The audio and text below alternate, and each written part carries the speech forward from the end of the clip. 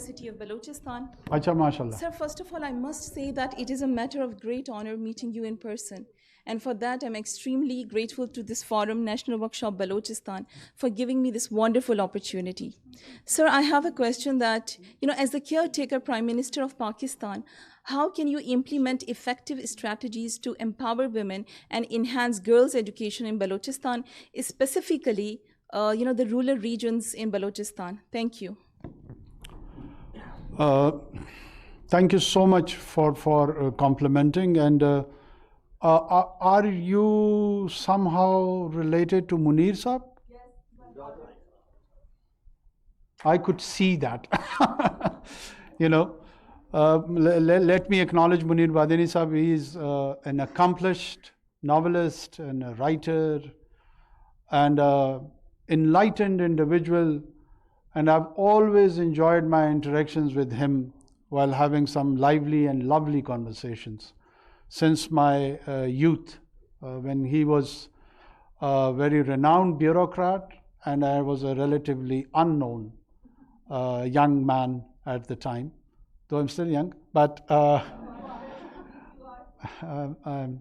my regards to him.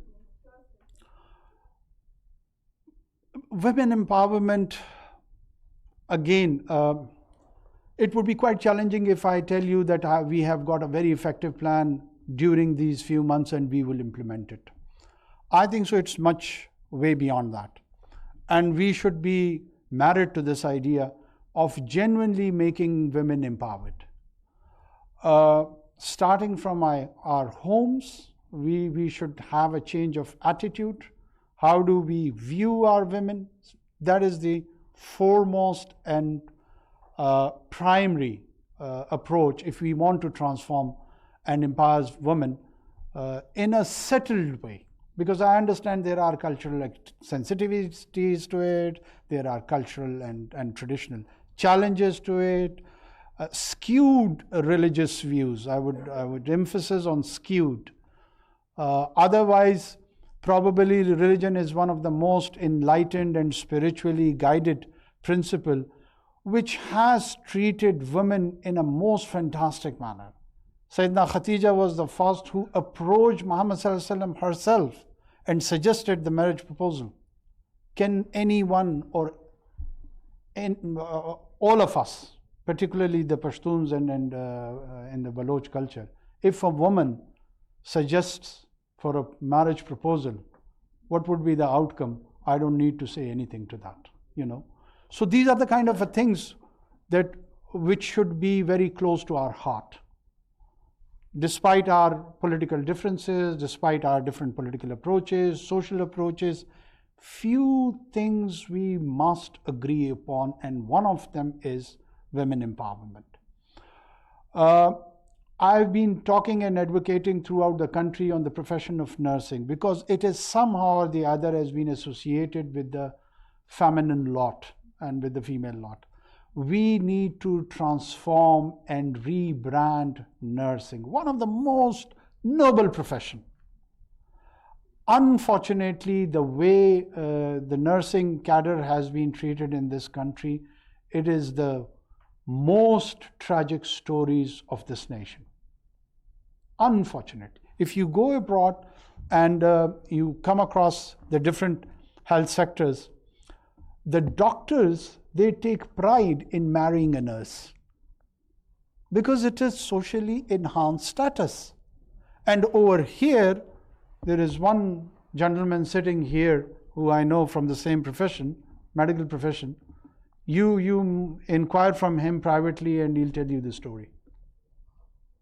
So it's not just nursing, but overall, if you people have some practical suggestions, please give it to us.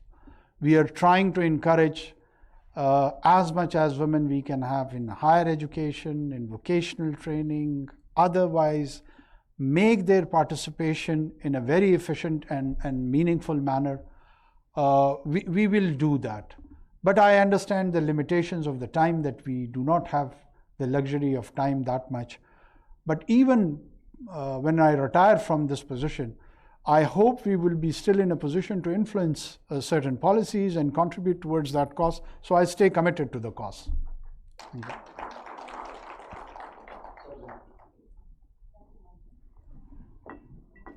Thank you so much, Prime Minister. میرا نام زین بلوچ ہے اور میں civil society کو represent کر رہا ہوں. ہم پیس, ٹالرنس اینڈ ایکسیپٹنس پہ کام کرتے ہیں ود انٹرنیشنل آرگنائزیشن اور ابھی خاص طور پر ود پیغام پاکستان. سر, میرا سوال اس پوری انٹلیکچوئل ڈسکورس کے بعد, میرا مسئلہ ڈیموکریٹک پروسیس یقیناً ہے, بٹ میری الجھن جو ہے وہ یہ ہے کہ میری ریاست کس طرح مضبوط ہوگی. اور اس ساری ڈسکورس کے بعد جو ہم نے دیکھا کہ بتایا گیا کہ 2035 میں شاید ہمارا 90% سے بھی زیادہ جو ٹیکس کلیکشن ہے وہ ڈیٹ کی پیمنٹ میں چلا جائے گا اگر ہم نے ابھی قبلہ درست نہ کیا. آئی نو سر آپ کا مینڈیٹ اس وقت تو الیکشنز ہیں, but seeing both the sides, political بھی اور ایز اے اسٹیٹسمنس بھی, آپ کو کیا لگتا ہے کہ ہمیں اب اکانومی کو ایز اے نیشنل ایمرجنسی لینے کی ضرورت ہے, اور کیا ہم مساق معیشت کی طرف اتنے میچور اب ہو جانا چاہیے ایز اے نیشن کہ ہم اس پہ گفتگو کریں, تاکہ چاہے ایکسٹریمزم ہو یا کچھ بھی ہو, جو روٹ کاز ہے وہ یہی ہے کہ ہم اکنامکلی مضبوط نہیں ہیں. اور اگر ایسا نہ ہوا تو ہم, میرے جیسا نوجوان یقیناً اس الجھن کا شکار رہے گا. تو سر اس پہ روشنی ڈالیے گا کہ کس طرح سے آپ اس کو دیکھتے ہیں ایز اے اسٹیٹسمین, کیونکہ میں ایز اے یوتھ میری جو پریشانی ہے وہ یہی ہے کہ میری ریاست کس طرح سے اوپر اٹھے گی, اور ہاں ہم اس میں کس طرح سے کنٹریبیوٹ کر سکتے ہیں اور آپ کو, ریاست کو اور ملک کو آگے لے جانے میں اس میں مدد کر سکتے ہیں. شکریہ. Thank you. The shortest answer is yes. The explanation is کہ دیکھیے کوئی بھی وائبل نیشن اسٹیٹ جو ہے وہ پرائمریلی اس وقت وائبل ہوتی ہے جب وہ اکنامکلی وائبل ہوتی ہے. کوئی اگر اکنامکلی وائبل نہ ہو تو وہ سوشل آرڈر, وہ اسٹیٹ اسٹرکچر جو ہے وہ فنکشنل نہیں رہتا. ہو سکتا ہے اس کی فزیکل, افریقن کانٹیننٹ پہ you may get 10 examples of existence of state as that there is a control over certain territory, لیکن وہ نان فنکشنل اسٹیٹ کے زمرے میں آتے ہیں. وائبلٹی جو ہے نا, it is directly linked to the economic well being اور activity of that particular country. Pakistan کے حوالے سے I feel there is a serious concern, and there should be a serious concern on the account in the manner we do our taxation. If there is one challenge which needs to be addressed in the entire governance structure, in my humble opinion, that is our taxation system. If we cannot improve our FBR, probably we would fail on many accounts. Why I'm saying so? The stated goal is around 17,000-18,000 billion rupees. اور ہمارا جو receivable ہے وہ around 9,000 billion rupees کے قریب ہے. So 50% of that is already gone. And 20% of our economy is documented. So 80% is undocumented. This 18,000 billion rupees is amongst the documented economy which we have stated. And we fail 50% in that. And now, then there is an informal private sector and there is a formal private sector. The formal private sector which you are taxing, they feel resented towards the state that I am being taxed in an unfair manner. And the informal, they contribute toward diseasing your economy in the manner which is unfathomable. Unfathomable. They are the one who are creating a gray area of illegal currency trade, which eventually impacts your foreign reserves and bank rates over here. It's a vicious cycle.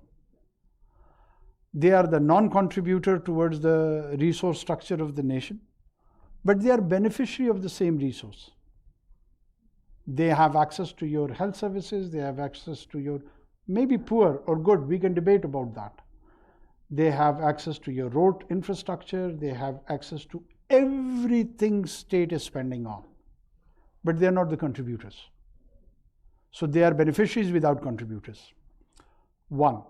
Then we have, it's not just us, probably most of the North African and some Middle Eastern countries also, who have gone in this controlled economy of romanticism of early 60s and 70s, be it Egypt, Pakistan, few other countries also, that there were state-owned huge entities. And there was a romance associated with that the state has to do business. With the collapse of Soviet Union, with the collapse of controlled economy of the Marx's ideas, the laissez-faire argument is now more popular. And that is that the government has no business in doing any business. Our business is only to tax them. We should just collect tax from them. That's it. Give them the policy and have the tax 20%, 24%, and spend it on the social sector. Create our infrastructure, schools, hospitals, so that my cousin over here should not implore in the public for any equipment to be supplied to the Kalacephala, and you have enough funds to allocate over there. How do we achieve that is a huge challenge. You have state-owned entities, starting from PIA, then the story of this energy sector is a nightmare in this country. You create expensive electricity and you want to subsidize it. How is it sustainable? How can you do that? Anyone can't do that. There is a debt of almost 900 billion rupees on PIA. Either you run PIA or Pakistan, choice is yours. You know. So these are the things which we have taken some initiatives. There is a criticism. We are less pushed by that criticism and least bothered about that. We are trying to implement and do it with the best of our intentions. We'll try that we don't get scandalized. We implement it with a sense of meritocracy. And then, of course, hand it over to the elected government, and they must be accountable for it further on. How do they want to pursue with that? Yeah.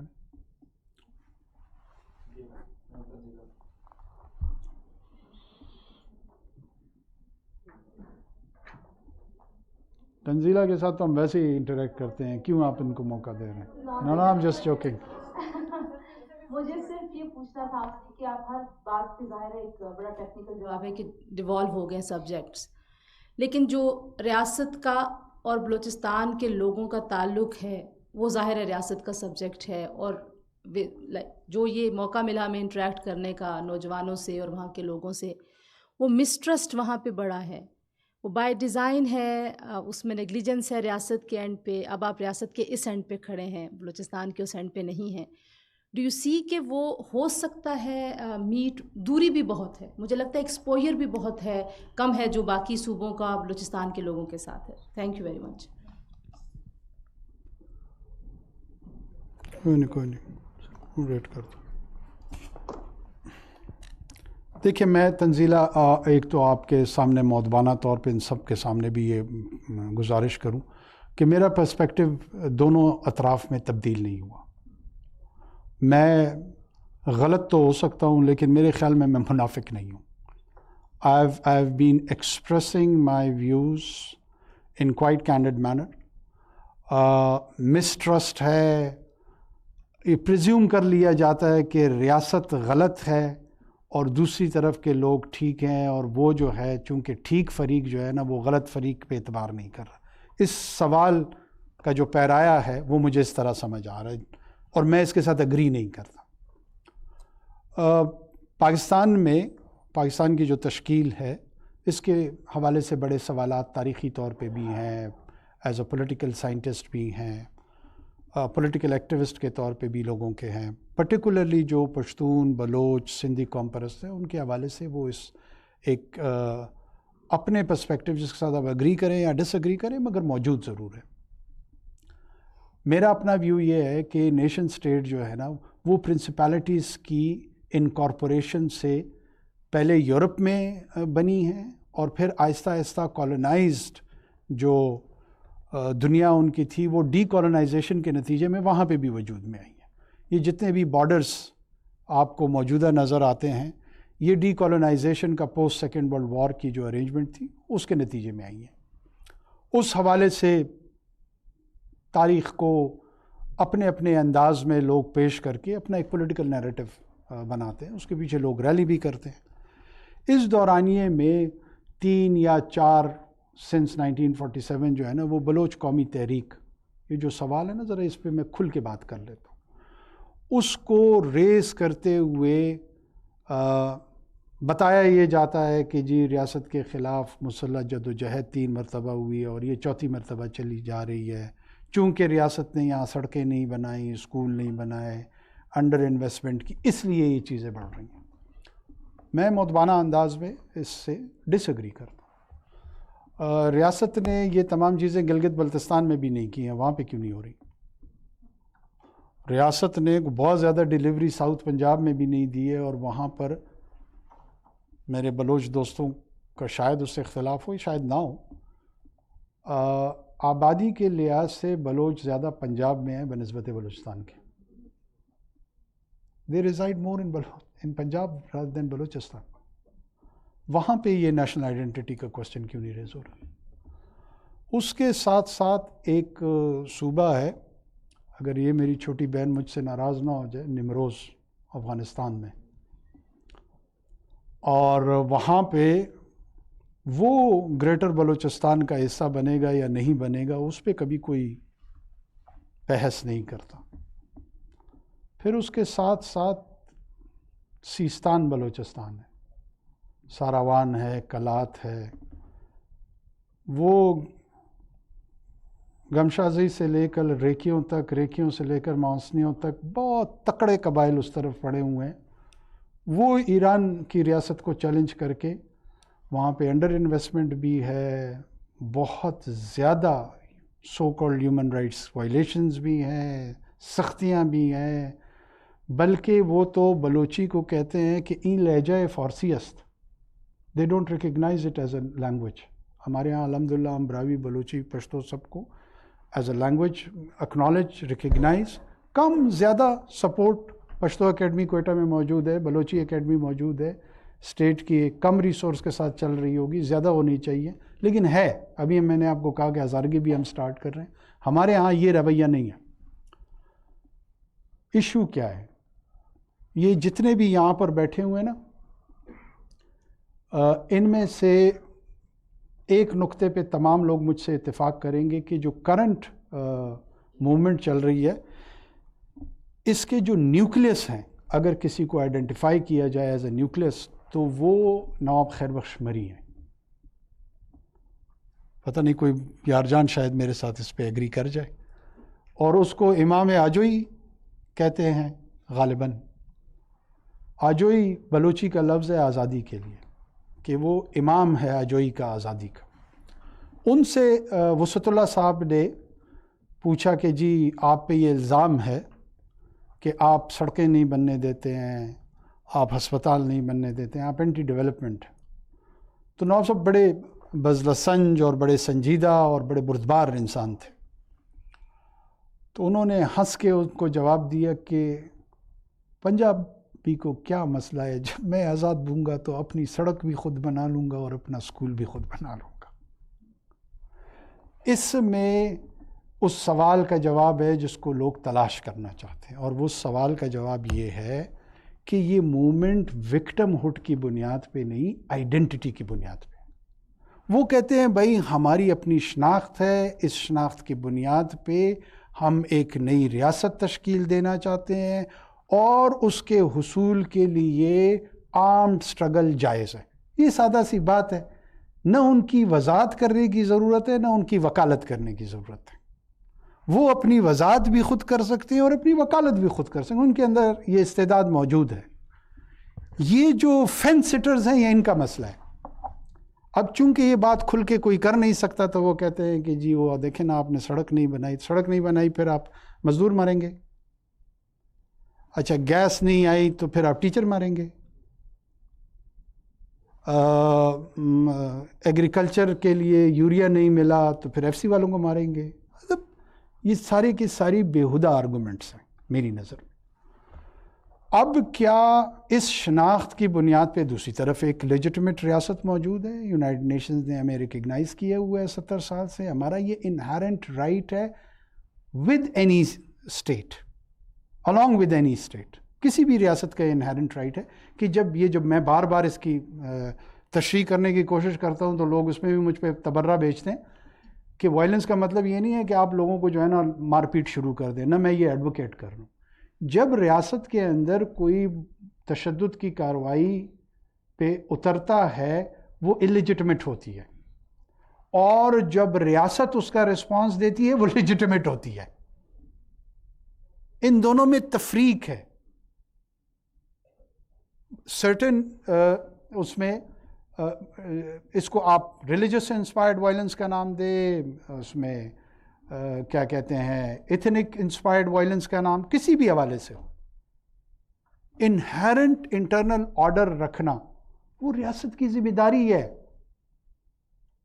یہاں پہ نہ judiciary اس principal کے تحت چلنے کی کوشش کر رہی ہے نہ کوئی اور. پہلے پرنسپل کو ہی تسلیم کر لیں، اس کے بعد ہم دیکھیں گے کہ اس کی اپلیکیشن درست ہوئی یا نہیں ہوئی ہے. وہ پرنسپل ہی نہیں مانتے. ان کی نظر میں T T P, B L F, B L A اور ایف سی ایک جیسی نہیں ہے. وہ نکاح میں ہے، یہ غیر منقوعہ ہیں. If I could give a nearest analogy. تو یہ ایسا نہیں ہے. میں ایک مرتبہ آ رہا تھا لاہور سے، کچھ بچے بلوچستان کے تھے اور وہ بھی اسی فلائٹ میں تھے. ماشاءاللہ وہ بڑے ایکٹیو اور انرجیٹک. تو ان سے میں نے پوچھا اچھا کہاں کے ہو؟ یہ ہمارے ظاہر سب کا روایتی انداز ہوتا ہے. کسی نے کہا میں چمن سے ہوں، کسی نے کہا میں لولائی سے ہوں، مختلف. کوئی کہہ رہا تھا میں جلمکسی سے ہوں. تو ان میں سے ایک لڑکا تھا، چکزئی تھا، بڑا وہ جس کو پشتو میں نہیں کہتے، بڑا بیدار تھا. تو اس سے میں نے پوچھا، میں نے کہا یار تم کلاس 5 میں تھا یا 6 میں تھا، تو میں نے کہا ادھر تم لوگوں کو جب تم یہاں آتے ہو کوئی ایسا محسوس ہوتا ہے کہ تم لوگوں کے ساتھ تعصب ہو رہا ہے یا کوئی وہ ادھر بھاگے ادھر بھاگے آئے؟ کہتے نہیں. میں نے کہا تمہیں کس طرح لگتا ہے؟ کہتے ہیں ہمارے ساتھ تو ادھر یہ ہے کہ جو بھی ٹیچر دیکھتا ہے کہ میں بلوچستان کو وہ 5 نمبر ایکسٹرا دیتا ہے. ہمارا مسئلہ ہمیں 5 نمبر ایکسٹرا دینے کا ہے کہ جس کو دیکھو وہ ہمیں 5 نمبر ایکسٹرا دینا چاہ رہا ہے، ہم پھر بھی ناراض ہیں. جی میں آپ کو ایک عرض کر رہا ہوں، دیکھیں ہم ایکول ہمارے رائٹس ہیں اور ایکول ہماری رسپانسبلٹیز ہیں. ٹھیک ہے؟ کیا ساؤتھ پنجاب کے لوگوں نے پشتونوں کو اور بلوچوں کو ٹارگٹ کلنگ کی ہے؟ کیا ان کو ہم نے کیلیفورنیا بنا کے دے دیا ہے؟ کیا کانسٹیٹیوشنلزم کے جو ماگنا کارٹا کے پرنسپلز ہیں وہ راجن پور میں امپلیمنٹ ہوئے ہیں؟ اگر ہوئے ہیں تو بتا دیں. تو یہ کون سی ایسی ایکسٹرا پریولیج ہے کہ جس میں ہم انہیں لائسنس ٹو وائلنس دے دیں؟ رائٹ ٹو وائلنس تو نہیں ہے، وہ لائسنس ٹو وائلنس مانگ رہے ہیں. ابھی تک سینکڑوں ہزاروں لوگ مار چکے ہیں. کسی نے اس کو موضوع میں کوشش کروں اپنے آپ کو کہ میں کوئی ایسی بات نہ کر جاؤں، پھر میں کہوں گا کہ کسی کی دل آزاری نہ ہو. آپ لوگ میرے مہمان ہیں. یہ کوئی انسانی مسئلہ ہے یا نہیں ہے؟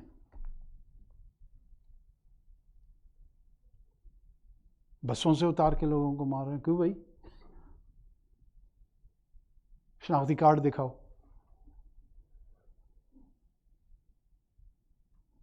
یہ they are the perpetrators of genocide.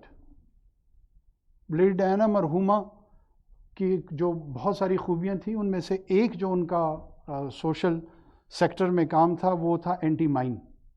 وہ مائنس کے خلاف بہت ایکٹیولی ان کی پرومیننس ہے اس حوالے سے. ڈیرا بگٹی میں آئے دن لینڈ مائن پھٹ رہی ہے. مجال ہے کہ کوئی بندہ کوئی بشر اس پہ بات کر لے. کوئی بشر. وہ جی مسٹرسٹ, کس چیز کا مسٹرسٹ ہے؟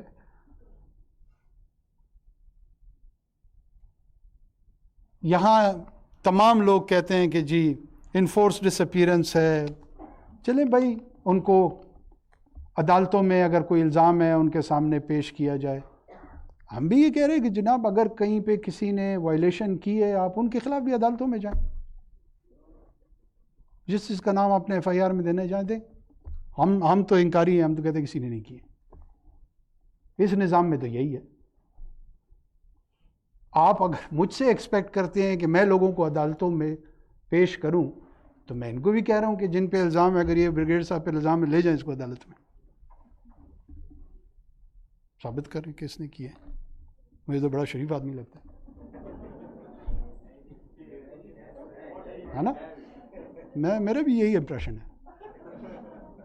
تو ایسا نہیں ہے. وائلنس کے اپنے چیلنجز ہیں.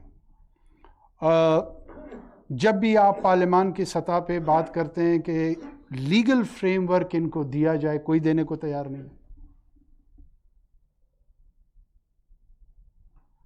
سب کو شوق ہے ان کو عدالتوں میں پیش کرنے کا, لیکن کیس اسٹڈی کے طور پہ کوئی نہیں دیکھتا. آپ میں سے کون کون بلوچستان یونیورسٹی میں سے ہیں یا پڑھا رہے ہیں؟ 1 2 3 4 5 آپ بھی ہیں. حسن جانان کو تو جانتے ہوں گے. میرا مسئلہ یہ ہے نا کہ مجھ سے پوچھنے کا تھوڑا سا پرابلم ہوگا. حسن جانان صاحب, یہ فرحان ہوٹل ہے ادھر لیاقت بازار میں مشہور, ایسے گھومتے گامتے ان کو خیال آیا کہ چلو یار سٹی پولیس اسٹیشن میں بم پھینک دیتے. اینڈ پیپل اپریہینڈڈ ہم.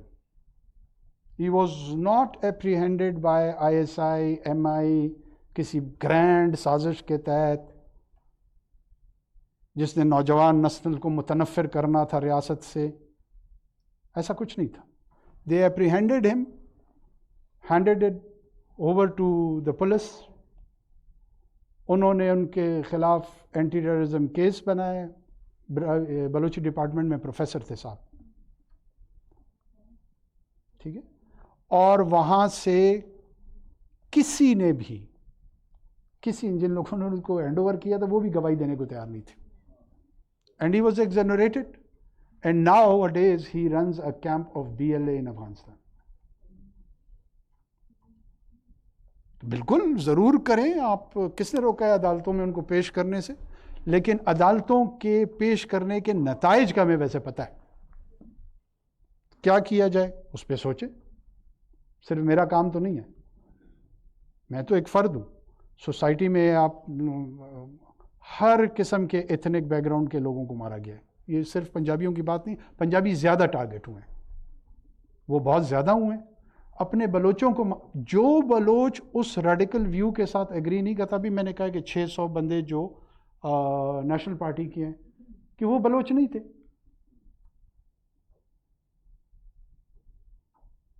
ان کا ریاست کے اس مسٹرس سے کیا کام تھا؟ مولا بخش دشتی نے کیا کیا تھا؟ چلو انوار میں تو ایجنٹ ہوں ریاست کا, مجھے تو چلو مار دیں. مولا بخش دشتی نے کیا کیا تھا؟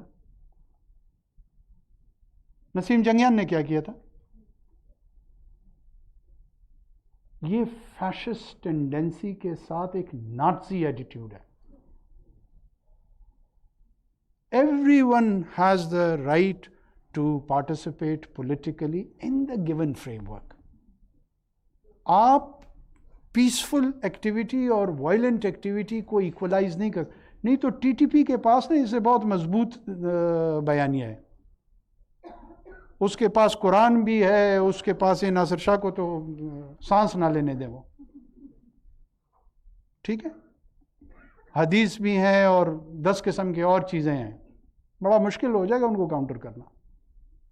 تو میں کیا کروں, میں بھی پشتون دیوبندی ہوں, بڑا کٹر قسم کا, ان کے ساتھ کھڑا ہو جاؤں یا ریاست کے ساتھ؟ We choose to remain with the state. State کے اندر ڈیفیشنسی ہوئی ہوں گی, کمیاں ہوئی ہوں گی, کوتاہیاں ہوں گی, ٹھیک کر لیں گے, امپروو کر لیں گے, لیکن بنیادی پرنسپل سے ڈیویشن نہیں ہو سکتی. اور میرا اپنا اس پہ ایمان کی حد تک یقین ہے کہ social order is of utmost importance. وہ کہتے ہیں it is better to have a few centuries of tyranny rather than few weeks of anarchy. Anarchy یہ جو ایمبیانس ہم اس وقت انجوائے کر رہے ہیں نا, ایک دوسرے کے ساتھ گفتگو کر رہے ہیں, کسی چیز پہ ایگری کر رہے ہیں, کسی پہ نہیں کر رہے ہیں, ڈزنٹ میٹر. یہ ایمبیانس ہمیں سوشل آرڈر پرووائڈ کر رہا ہے, اور اس سوشل آرڈر کو انشور کرنے کے لیے کہ یہ انٹیکٹ رہے, ہمیں بیسک پرنسپل آف اسٹیٹ پہ سرنڈر کرنا پڑے گا. اس کے بعد گھر کے اندر لڑائیاں کرتے رہیں گے, کوئی فرق نہیں پڑتا. ڈس ایگریمنٹس ہوں گی, ڈس انگیجمنٹس ہوں گی, ناراضگیاں بھی ہو جائیں گی, پھر واپس آ جائیں گے. لیکن مجھے بہت سارے لوگ کہتے ہیں جی ہمارے بھائی ہیں, بفرض مال 6-8 بھائی ہوں اور وہ 3 بھائیوں کو قتل کر دیں, تو باقی 3 بھائیوں کا کیا کروں؟ کیا وہ بھائی کا جو بھائی بندی کی جو کوالیفیکیشن ہے اس پہ اسٹل کوالیفائی کرتے ہیں؟ نیچرل بایولوجیکل بھائی تو ہیں, لیکن اس کا مورل سٹیٹس کیا رہ جاتا ہے؟ میں اور بےہودہ ایگزامپلس دینا نہیں چاہتا.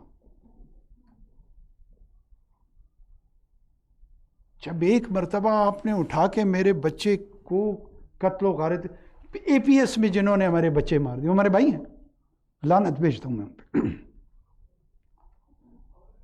کس چیز کے بھائی ہیں ہمارے؟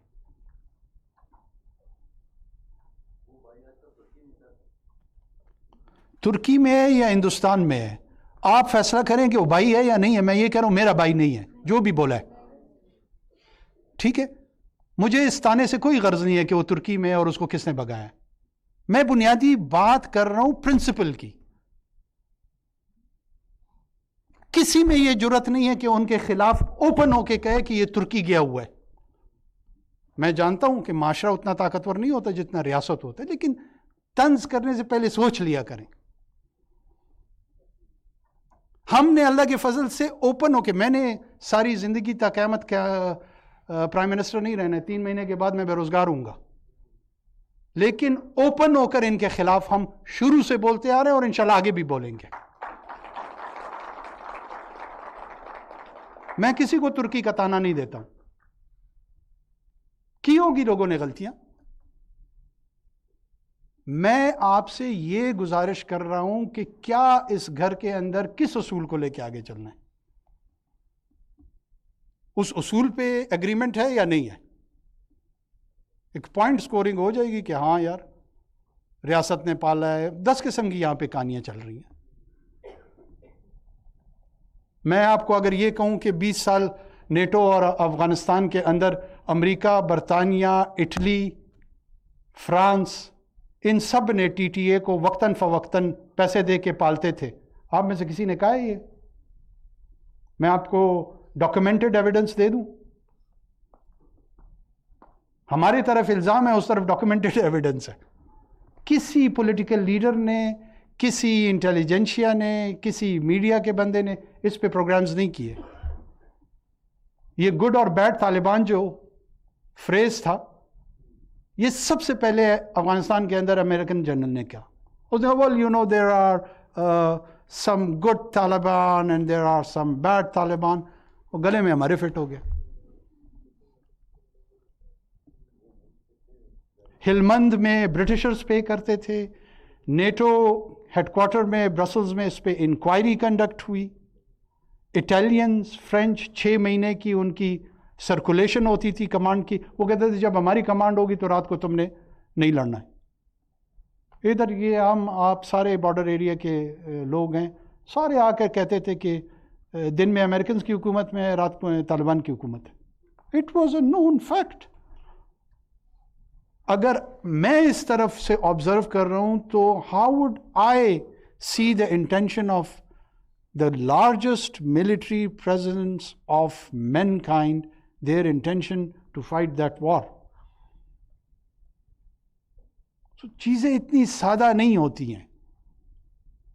بہرحال یہ ہمارا ایگزسٹینشیل تھریٹ ہے, یہ ہمارا اوریجنل تھریٹ ہے, اور ہم نے ہی اب اس کو کاؤنٹر کرنا ہے. جتنا ہم ایک دوسرے پہ طنز کر لیں, آج صبح ڈی آئی خان میں 3 بجے جو حملہ ہوا ہے, ان کو ہمارے اس بحث مباحثے سے کوئی لینا دینا نہیں ہے. انہوں نے تھانے پہ حملہ کر کے پھر 3 بندے شہید کر کے 16 زخمی کر دیے. They are not part of this discourse and discussion. They are very clear. ان کے سامنے میں آیا یا آپ میں سے کوئی آیا, کسی کو نہیں چھوڑیں گے. ان کا دشمن کلیئر ہے. ہم ایک دوسرے کو نیچے دکھانے کے لیے ابھی تک لگے ہوئے ہیں کہ کون کس کو زیادہ نیچے دکھا سکتا ہے, اور وہ دن پہ دن پنپتے جا رہے ہیں. میرا اپنا ویو یہ ہے کہ ہمیں اس کنفیوژن کو ختم کر کے ایٹ لیسٹ جو ٹیررزم کے اگینسٹ, اس مینس کے اگینسٹ اٹیمپٹس ہے اسٹیٹ کی, اس کو اسٹرینتھن کریں. باقی پالیٹکس پہ آپ اگریمنٹ ڈس ایگریمنٹ, ایک دوسرے کو چیلنج کرنا نہ کرنا, وہ بالکل کرنا چاہیے. That should be encouraged, or even I think so that should be acceptable. اس میں کوئی سوشل آرڈر کو خطرہ نہیں ہے. اس سے تو ہمارے سوشل آرڈر کو اور ایگزسٹنس کو خطرہ ہے. یہ ریئلائزیشن تو کم سے کم ہمیں آنی چاہیے. I think so. Let's take the last question.